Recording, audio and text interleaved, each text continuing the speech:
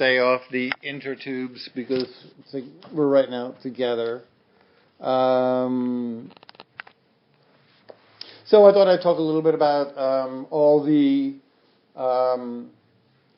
nice thing about having been a Buddhist teacher for a decade now is I get to talk about whatever I want. And the thing I like to talk about this time of year is how I deal with forced social gatherings, which I am not particularly comfortable with. And so over the years, I've used a lot of the Buddhist strategies for dealing with the discomfort that I've had for most of my life in gatherings where, for example, formal gatherings, work gatherings where there are people that you really wouldn't want to gather with, but there's this expectation.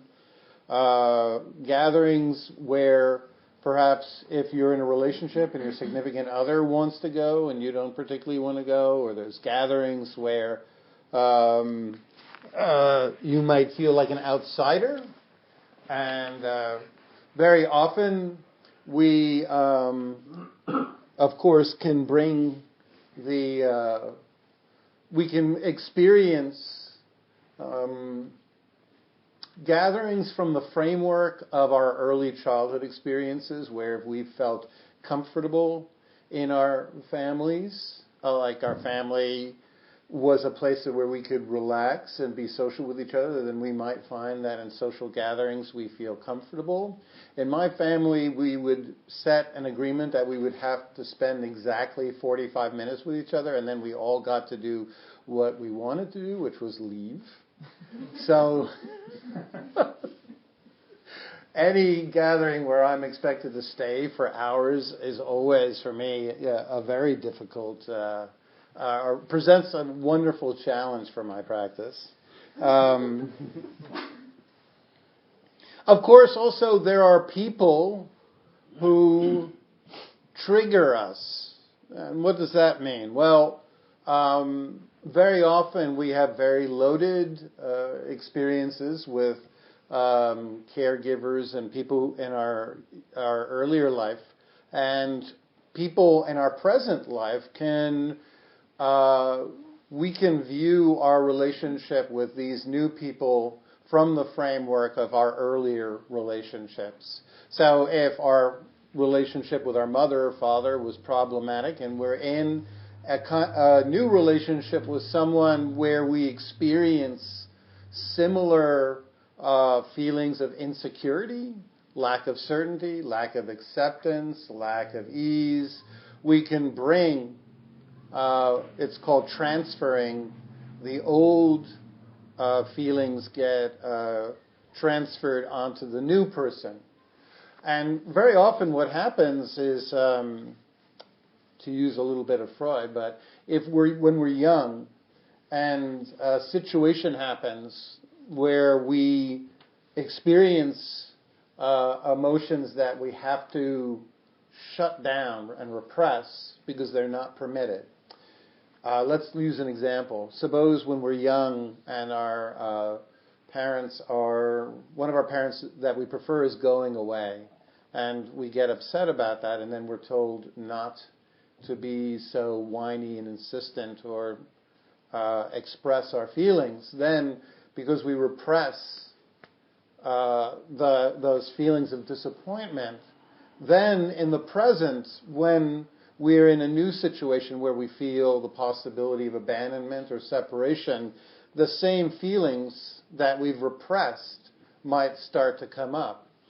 And Freud cleverly pointed out that that's the root of anxiety. Anxiety is the attempt to push down a feeling that was never fully attended to in the past, that was very difficult to experience.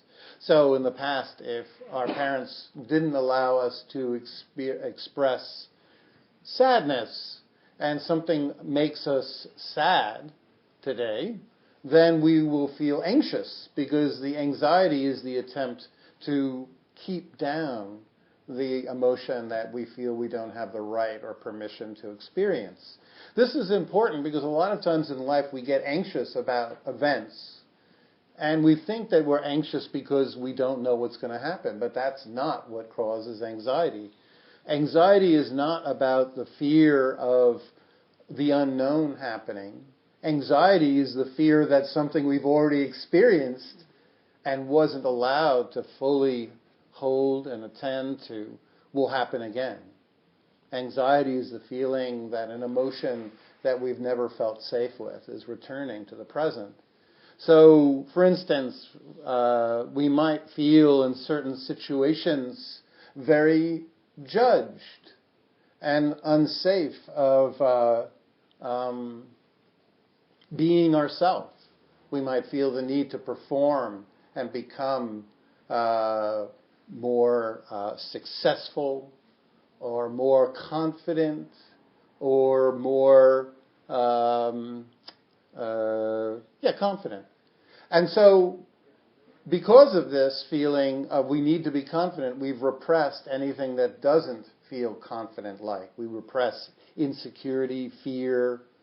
We repress all those areas of us that are not about, we think don't look good. Our feelings of neediness, our feelings of doubt, our feelings of loneliness. And so whenever any of those emotions that we believe are unpresentable, that are not allowed, because we're only allowed to be confident and look professional, when they start to come up, we get anxious because we don't want other people to see the emotions that we don't like in ourselves. It's a long-winded way of saying I don't like small talk, okay? All right. So when we're in these situations where we are anxious, or we feel concerned, or we get easily triggered, where somebody there always pushes our buttons, when we know that there's a history of feeling disappointment or frustration, or every time we drive home we just want to swear to ourselves that we'll never do that again.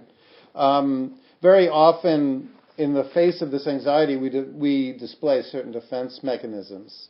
We carry around a lot of physical stress, and because of that physical stress, that anticipation of we feel like we're going to be attacked or something's going to be really uncomfortable, it becomes very easy to fully fly into a rage or a desire to escape or a shut down dissociative quality, because we're already carrying around so much physical stress into these events that once we walk into a gathering, it just takes one look, one comment, one judgment, and we can start to immediately find ourselves shut down or searching for the alcohol or just searching for a way to just hide. And so that's one. Another, when we are anticipating or in a place of anxiety, we also become hypervigilant, which means we start studying people's faces and glances, looking for any sign that we're being judged, that we're an outsider. We keep track of our disappointments. We bring the story of how every time I've been at this work gathering in the past, it sucked, and we go in with that story of suckitude. Boy, the last year was so bad that it couldn't possibly be worse this year, but still, I'm sure it will be. And so we're bringing a story of anticipation of it being horrible. We're bringing hypervigilance, analyzing everybody's expressions. We're bringing physical tension. We become prone to dissociative flights, where basically we no longer become aware of all that's truly available. We just go into this space of not feeling the body, not feeling the breath, not feeling anything that makes us calm. So, fortunately, the Buddhist tradition of renunciates, the followers of the Buddha, is the longest surviving organization on the planet. There is no longer a lasting one. There's been followers of the Buddha for 2,500 years who live together as renunciates, and there's been wonderful, over these 2,500 years, teachings called the Vinaya, or the Patimokkha, which the Buddha outlined rules of getting along with each other. Mm-hmm. And on top of that, there is also another set of teachings called the Siglavada, and that's the rules for lay practitioners getting along with each other. The Buddha knew the importance and stressed the importance of having people in our lives. Buddhism is not an isolating path where we go off into caves and hide and become magically better. It's a relational spiritual practice that has times when we meditate, but a huge amount of the work and healing that we do happens together. And so we need to use, or at least familiarize ourselves with these tools if we really want to learn from this vast tradition that goes back to 500 years before what is considered to be the birth of Christ. So I'm going to review some of the skills that the Buddha talked about. First, given the nature of anxiety, that it's a fear of emotions that we don't feel comfortable with arising, that anxiety is about trying to hold down fears of something that we don't want other people to see arising. The way to flip that is to literally have somebody in our lives before we go on any social gathering, any event, where we feel we have to perform, enact small talk, where we feel like we're going to be an outsider, where we fear we might be judged, where we feel like we're not comfortable, is to have somebody, a wise friend, that we can simply report what emotions, what feelings are present. This is really important because, for example, if I have to go to a work gathering or a social gathering that I'm not looking forward to, the expected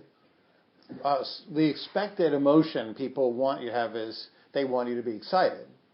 And so when we try to be excited when we're not feeling that way, it creates stress and suffering.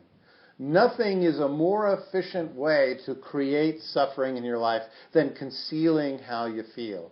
I actually read a study about this. The study was about people who fear talking in front of other people, talking in public. And it turns out that the great fear of it is not so much the worry that someone will judge us or laugh at us or that we won't come across well. The stress of it actually comes from concealing the fact that we're uncomfortable. So there's no more efficient way to release and become, to develop an ease in when we have to speak in front of public than to announce it. Hey, I don't like doing this. When you do that, we relieve the concealment, the performance, and we acknowledge our feelings, and then we become much more capable of being present in the moment. So, just as that's the case, if there's an event, a social interaction, any kind of gathering that feels unwelcome, the most important thing is to find somebody that you trust and say, hey, I just want to tell you how I'm feeling. And they go, okay, what's going on? You go, that's only if you have weird-sounding friends. Sounds like Bullwinkle. I don't know if you know what Bullwinkle is. So your friend goes, ooh, whoop, and you go, oh, well, I have to go to this event, this gathering, this work function, this social gathering, this family gathering, this thing. I'm newly sober, and there's going to be a lot of drinking. I'm newly broken up, and there's going to be a lot of couples there. I'm in a couple, and everybody's going to be single there. I don't do drugs, and everybody's going to be shooting dope there. everybody else there knows each other, and I don't know anybody there. It's expected. It's a gathering of painters, and I haven't painted in years. Whatever. So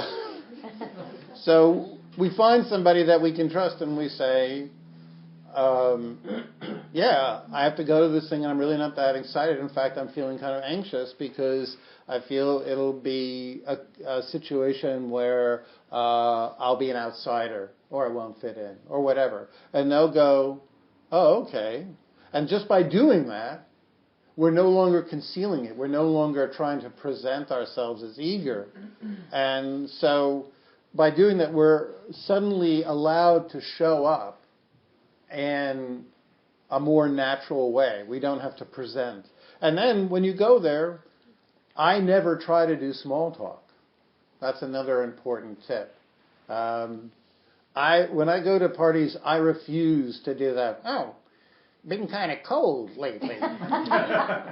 The point of that utterly eludes me, as if somebody is unaware of what weather we've been having. And if they haven't been here, why the fuck would they care what the weather is?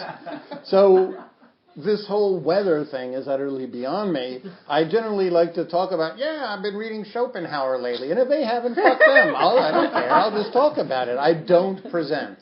Okay, right? So this is giving you a warning. Don't invite me to your party, right? Because I'm not going to bother to do small talk. I'm just going to talk about whatever is interesting to me.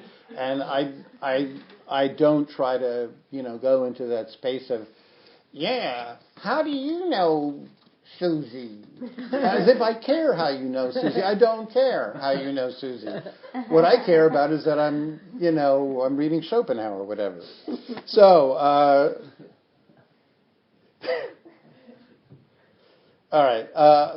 So another thing that really helps the Buddha talked about is, of course, developing acceptance. That's a big, upekkha is a big, important part of the spiritual path. Upekkha, or tolerance, is developed by two factors. One, expanding our tolerance for remarks, situations that are uncomfortable, and two, not caring what other people think about you. Okay, so the tolerance is developed by reflecting on the universal quality of experience, which is reminding yourself that, hey, it's the holidays, everybody else has to do shitty parties and things that they don't necessarily want to do. Some people love it, but there's a lot of other people that are going to a situation where they're uncomfortable. We're not the only one. We're not unique. We can change our expectations, as Camus said about Sisyphus. The suffering is not in the pushing the rock up the hill. It's in expecting that this day will be the day that the rock stays at the top of the hill. If you expect that it will roll back down, then you can get some enjoyment out of it. So if we go to a situation where we know it will be challenging, we can adjust our expectations. Of course, not going into a negative story of this will suck, but just adjust the expectations to, like, somehow, if only I could figure out a way, this will be different other than it is. Not caring about what other people think. This is the single way to get through any social situation without having any wounding, scarring, or any adverse experience. Not caring what other people think about you. Not caring. How great is that? How great is that, to not care what other people think? You think that's impossible, but it's actually not. There's two tricks, though, other than, there's the year in and year out practice of whenever thoughts of worries, how others perceive us come up, to simply note them, allow them, and let them pass. But that's a long-term process. And you're thinking, Josh, I really don't want to know about that. I want to know about how I can survive this party where people are critical right now today. Give me a practice, Josh, where I can do right now that won't require years of difficult Buddhist effort, but is something that I can do right now today. And I hear you. I hear you, even though you have no idea what I'm talking about. I hear you. The first thing is, how do we not care? One, I love this one. remember the fact that you're going to die. And that none of this is going to fucking matter. You could be hit by a bus tomorrow. I read a wonderful story by a guy. Read a wonderful story about a guy who got a diagnosis of 3 months to live. It was a brain scan showed a malignant tumor that was inoperable. And so he said in those 2 weeks, he didn't give a shit about anything. He no longer had any fear. He would say whatever he felt. He wasn't cruel or harmful, but he just acted the way he wanted, and he didn't have any care. And if his parents judged him, or if somebody else gave him weird looks and glances, if people, greeted him with stunned silence or whatever, it didn't matter, because he was going to die. He was going to die. Who cares then, right? Well, he found out 2 weeks later that it was in fact an error, that it was a machine problem in the imaging, and that there was nothing the matter with his brain whatsoever. Now, in case you think, oh, I bet he did something unskillfully, told somebody to fuck off. No, in fact, he didn't. He said he just simply acted himself, and without caring, he just enjoyed himself. He was very, very honest with his feelings, and he lost no friends because of it, but he didn't particularly try to manage people's expectations or carry around any care if people were unhappy or not pleased with him. And he said that the day he got the real correct diagnosis, he got into a cab to go somewhere, and within 10 minutes he was arguing with the cab driver about what was the fastest way to get back around town. So there's nothing quicker in restoring stress and suffering in your life than knowing you're not going to die. Carry that one around for a while. The more you want to, that's why in Buddhist practice there's what's known as the year to live practice. Just knowing that we are impermanent beings in bodies that any moment could shut down, and that's true. Any moment, any one of our bodies could shut down. Just knowing that, does it really matter what people at a party, if your parents don't, respond or give us enough support, or if friends are not, as helpful or don't show up for us as much as we show up for them. It really begins to lessen the burden. Another thing to bear in mind is any reading of the Pali Canon, the original, what I consider to be the oldest teachings of the Buddha, revealed that the Buddha was great with boundaries. The Buddha set boundaries like nobody else. Throughout the teachings, the Buddha was pestered by people who wanted him to talk about shit that he didn't want to talk about. There's sutta after sutta where people are going, come on, talk about this, talk about your past, talk about your family, talk about, why you're a teacher anyway, talk about this. And he would say, there's wonderful suttas where he would just go, nah, I'm not going to talk about that. I'm not going to talk about that. And that's the thing about boundaries. We don't have to explain them, we don't have to justify them, and we don't have to care if people like them or not. Boundaries are not for other people. Boundaries are for ourselves to keep us from talking about stuff that triggers us, that makes us feel unsafe, or that we're not ready to talk about. It's totally permissible to say, not going to talk about that. It doesn't matter if it's your mother. When are you going to have children? When are you going to meet somebody that I want you to be in a relationship with? It doesn't, not going there. You don't have to explain it, justify it. It doesn't have to be particularly well received. In fact, the shorter, the more abrupt, and the less you explain and the less you justify, the better. Because what undermines boundaries is feeling the need to make other people agree with them. That's not a boundary. That's an explanation. What we need to set with boundaries is, I'm not going to talk about that. And you have a right as a human being, unless you're being waterboarded. You have a right to not talk about anything that you don't want to. I really love the Buddha's ability to hold those boundaries, by the way. Metta is wonderful, which is simply when somebody's irritating us, the thoughts of, why don't they stop? Why do I have to see this person?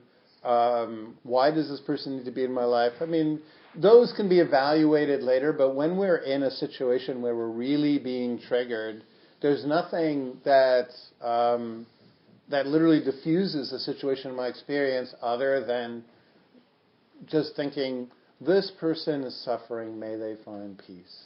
May they find peace.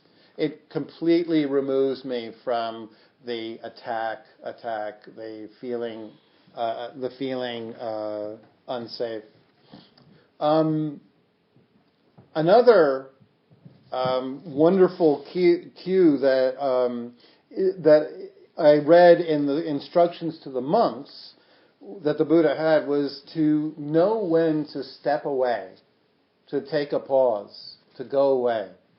And he encouraged his monks. There's a whole large teaching to the monks and the nuns where he talks about if there's a schism or an argument within the Sangha, and you feel like things are becoming heated or you're becoming uncomfortable, you have every right to break away. He, in fact, gives instructions about where to break away. He says it's important to know and be able to go someplace safe. It's important to give yourself permission to go to a space that's secluded, like a room where nobody is. Or take a walk outside.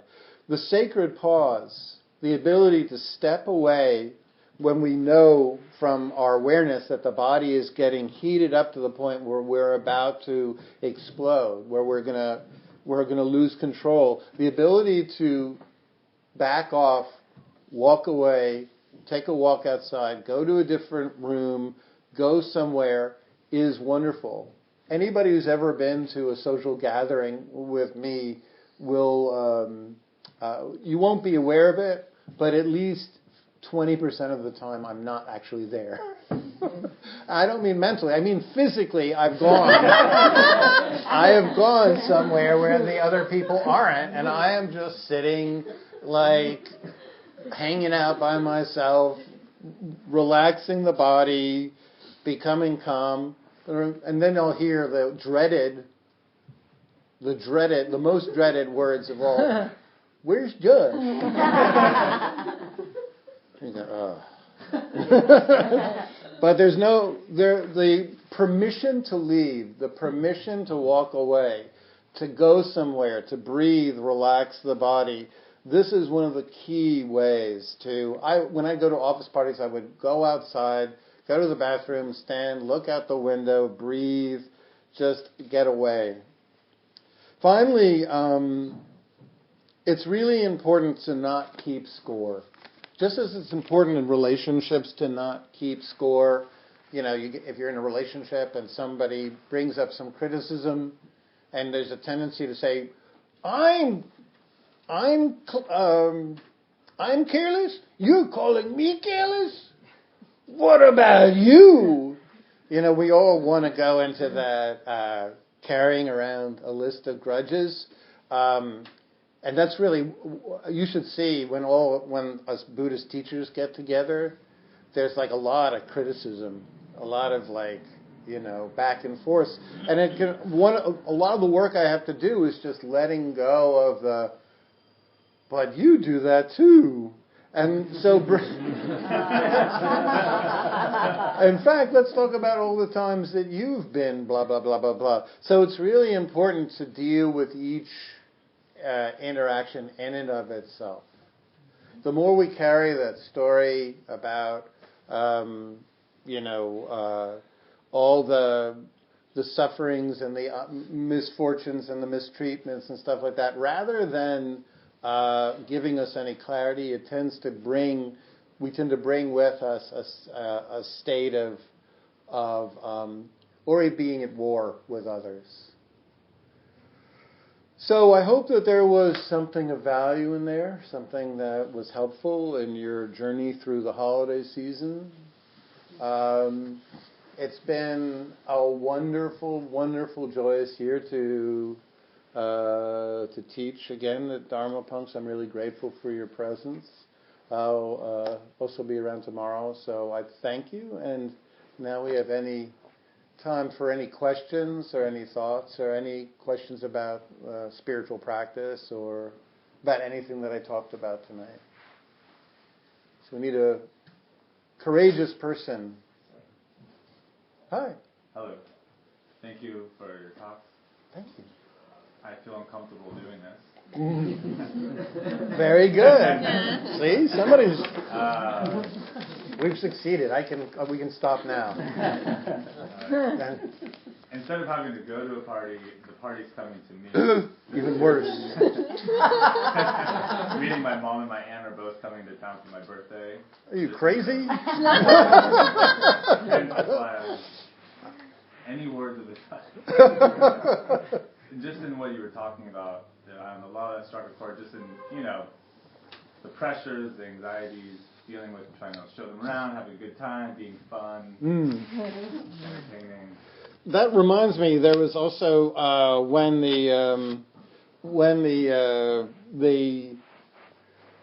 of the things I wanted to note, I forgot, was there's also what we call bookending, which is really, really useful, which is announcing ahead of time that you have to be somewhere. You're allowed to create, opportunities, things that you have to do, places you have to be. You're allowed to have natural demarcations that say, okay, by the way, at 8 o'clock I have to go somewhere. At 9 o'clock I have to go somewhere. So that, create outs. And, if you have like a really great time and somebody says, hey, didn't you have to go too? And you're like, yeah, well, I'm having such a wonderful time. I decided to stay here with you. I don't encourage under any circumstance lying. So it's important to actually have an event or something that you can go to. But bookending is very, very skillful.